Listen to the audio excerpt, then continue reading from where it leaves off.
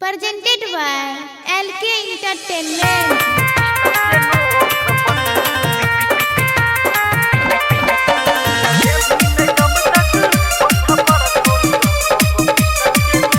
Sachin recording studio Saharsa.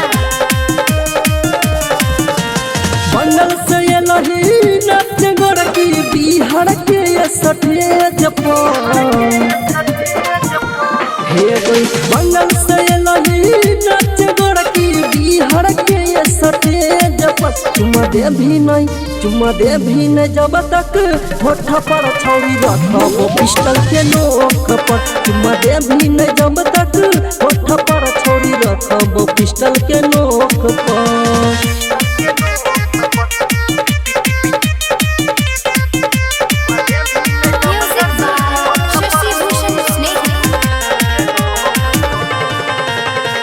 पेनी के तू ऐसन कट करै छी हट दे हमरा बजरिया में आन तू सट दे आगे सट न हे गे आगे पेनी के तू ऐसन कट करै छी हट दे आहा बे नहीं हमरा में तनी छौरी सट दे छौरा सब पागल लाल चौपतरी तोर कमर पर चुमा दे भी नहीं जब तक होठ पर छौरी रखबो पिस्टल के नोक पर चुमा दे भी नहीं जब तक होठ पर छौरी रखबो पिस्टल के नोक पर।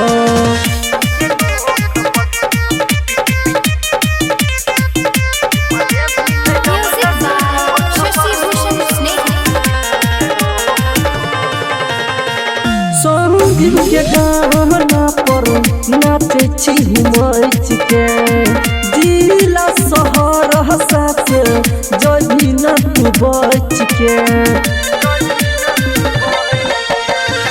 संगीत के गाना पर नाचे छी मच के जिला शहर हसास जही न तू बच के बुढ़वा सब दीवाना हो गेलो पत्थर कमर पर चुमा दे भी नहीं जब तक होठ पर छौरी रखबो पिस्टल के नोक पर चुमा दे भी नहीं जब तक होठ पर छौरी रखबो पिस्टल के नोक पर।